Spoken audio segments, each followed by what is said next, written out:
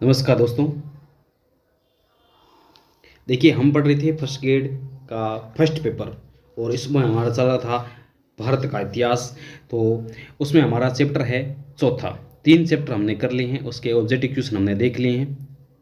तो अगर आपने पहले वाले वीडियो नहीं देखे तो आप प्ले लिस्ट में जाकर वहाँ देख सकते हो। हिस्ट्री फर्स्ट पेपर नाम से आ जाएगा। तो देखिए, आज हम पढ़ेंगे चौथा यूनिट है हमारा भारत के प्रमुख राष्ट्रवादी नेता। देखिए, फर्स्ट ग्रेड में टॉपिक है वो फिक्स है, उससे बाहर कुछ नहीं पूछा जाएगा। तो भारत के प्रमुख राष्ट्रवादी नेता में हमारे जो नेता हैं वो है वी डी सावरकर, बंकिम चंद्र चटर्जी, विपिन चंद्र पाल, बाल गंगाधर तिलक और लाला लाजपत राय, चंद्रशेखर आज़ाद और सरदार भगत सिंह, रास बिहारी बोस और सुभाष चंद्र बोस। ये हमारे चैप्टर हैं, इसके अलावा हमारे चैप्टर में नहीं है। तो हमें सिर्फ इसको पढ़ना है, इनसे 12 क्वेश्चन नहीं बनेगा। तो मुझे पूरी आशा है आप ये पढ़ के आए और मैं आपके सामने ऑब्जेक्टिव क्वेश्चन रख रहा हूँ। तो चलिए शुरू होते हैं। पहला क्वेश्चन है, इनमें से किसने, यानी इनमें से मतलब चारों ऑप्शन में से किसने एज ऑफ कंसेंट बिल का विरोध किया था? एज ऑफ कंसेंट बिल का विरोध किया था।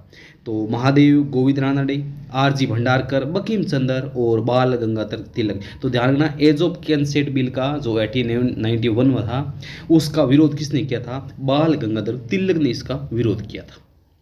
अगला है, लेख मैं नास्तिक क्यों हूँ लिखा गया था। ये पिछली बार, ये देखो मैं आपको दे रहा हूँ, वो देखो 2018 में भी रिपीट हुए, 2018 में थे, उसके बाद 2020 में रिपीट हुए दोनों क्वेश्चन। आगे भी बहुत सारे क्वेश्चन आएंगे वो जो रिपीट होते हैं। तो मैं आपको सारे क्वेश्चन 2018 वाले भी आपको मैं कब टाइम मिलेगा तो उस हिसाब से मैं आपको बता दूंगा कि 2018 में ये है, 20 में ये है, तो उस हिसाब से आपको देख लेना है। ठीक है।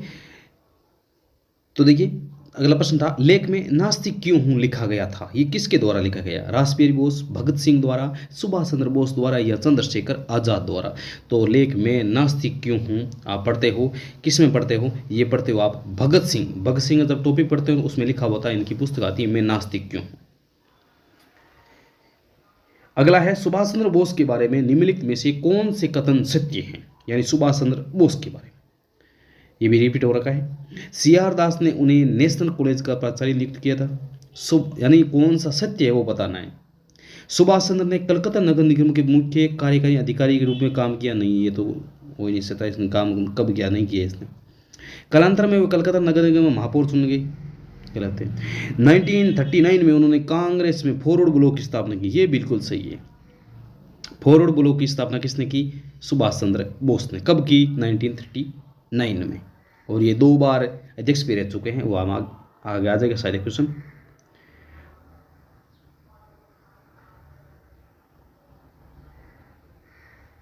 आगे बढ़ते हैं।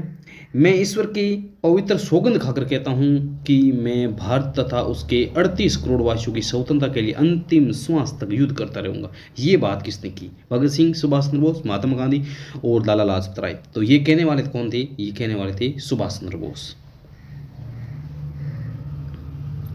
ठीक है। अगला है, 1943 में सुभाष चंद्र बोस द्वारा निर्मित स्वतंत्र भारत की अस्थायी सरकार को निम्नलिखित में किन किन देशों ने मान्यता दी गई? बहुत शानदार क्वेश्चन आया था ये। तो देखिए, इसमें होगा जापान, आयरलैंड, कोरिया और इटली।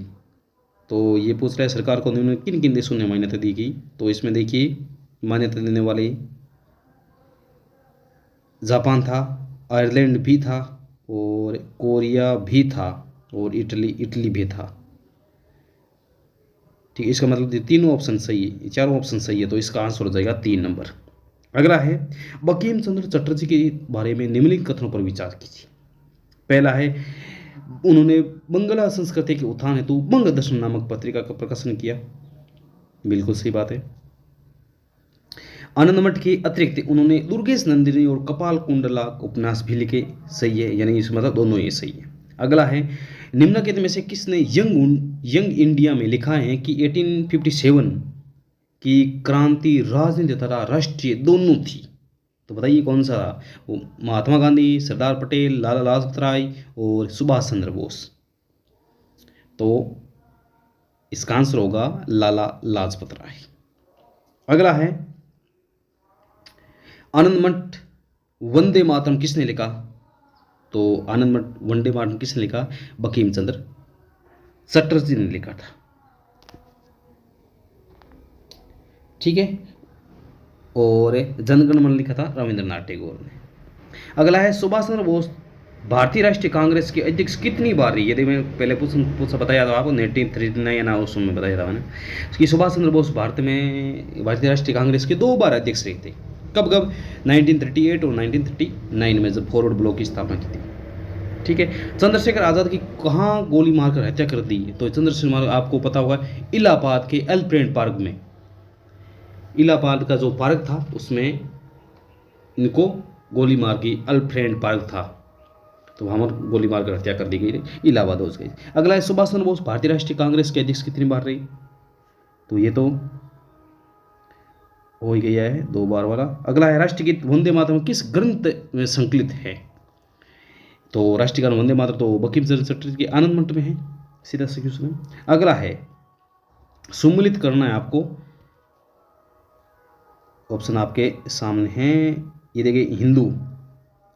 तो थोड़ा सा इसको जूम कर देता हूँ, थोड़ा सा पीछे कर देता हूँ। अब देखिए न्यू इंडिया किसकी है? आपको याद होगा कि न्यू इंडिया है श्री सुब्रमण्य अय्यर की। ठीक है। उसके बाद सॉरी हिंदू है वो श्री सुब्रमण्यम की होगी, न्यू इंडिया एनी बेसेंट की है।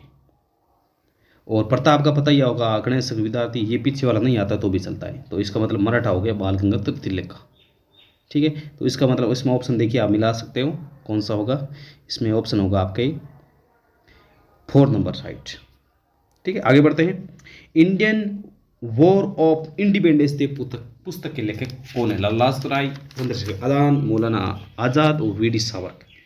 तो देखिए इसके जो लेखक है Indian war for of independence day, तो वी डी सावरकर इसके आंसर है, इसके लेखक हैं। चलो दिल्ली का नारा किसने दिया? चलो दिल्ली का नारा किसने दिया? Azad Hind Fauj, Indian independence league, Hindustan republic army, Ghadar party. Ghadar party का हरदयाल था 1913 में थे शायद। चलो दिल्ली का नारा संबंधित है आजाद हिंद फौज से। ठीक है। ये नंबर आपका ऑप्शन राइट हो जाएगा। अगला है निम्नलिखित में से किसने 1857 की क्रांति में राष्ट्रीय समता के लिए सुनियोजित संग्राम की संज्ञा दी है? तो लाला लाजपत राय, गोपाल कृष्ण गोखले, दादा भाई नौरोजी और वी डी सावरकर, ये हो गई। तो इसमें से आपका कौन सा आंसर होगा? ये जो राष्ट्रीय स्वतंत्रता के लिए सुनियोजित संग्राम की संज्ञा वी डी सावरकर ने दी थी, याद रखना। अगला है ऑप्शन आपके सामने हैं, मिलान करना है आपको। तो देखिए श्यामजी कृष्ण वर्मा ये थे इंडियन सोशलॉजिस्ट। ठीक है। उसके बाद लाला लाजपत राय आपको पता ही होगा यंग इंडिया की थी। और एनी बेसेंट ने कॉमनवेल्थ, अरविंद घोष ने वंदे मातरम लिखा था। ठीक है। तो इसका मतलब कौन सा हुआ? 2 3 4 1, इसका मतलब दूसरा ऑप्शन आपका सही हो गया। आगे बढ़ते हैं। हमारा राष्ट्रीय गीत है, बताने की जरूरत नहीं मुझे, वंदे मातरम। इनमें से किसने एज ऑफ एसेंट एक्ट 1891 में, पहला ये क्वेश्चन आ रखा है, बालिकाओं की विवाह की योग्य आयु सीमा 10 वर्ष से बढ़ाकर 12 वर्ष करने का विरोध किया था? यानी एज ऑफ एसेंट एक्ट का विरोध किसने किया था? पहले भी हम इसको पढ़ चुके हैं। तो इसमें बाल गंगाधर तिलक ने इसका विरोध किया था। अगला आपको मिलाना है, ये मिलाना होना आजकल बहुत क्वेश्चन आते हैं, तो इसको थोड़ा सा अच्छे से देख लेना। ठीक है। ये आप सोच कर आंसर दे सकते हो। देखिए हरिजन, तो हरिजन में आ जाएंगी महात्मा गांधी। ठीक है। और मीरतुल अखबार राजा राममोहन राय में पढ़ते हैं हम। और केसरी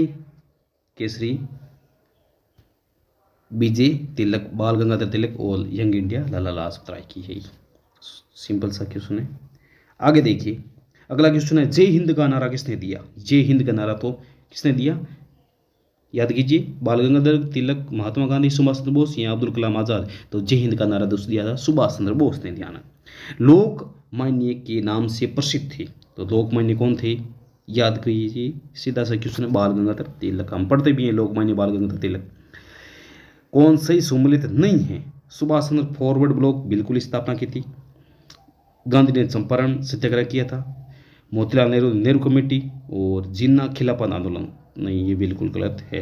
जिन्ना खिलाफत आंदोलन वाला क्वेश्चन गलत है, ये आपका राइट आंसर हो जाएगा। अगर है तुम मुझे खून दो मैं तुम्हें आज़ादी दूंगा, सीधा सा है, सुभाष चंद्र बोस ने कहा था। किसी तरह मराठा समाचार पत्र किसने निकाले? बाल गंगाधर तिलक, लाला लाजपत राय, विपिन चंद्रपाल, गोविंद रानाडे।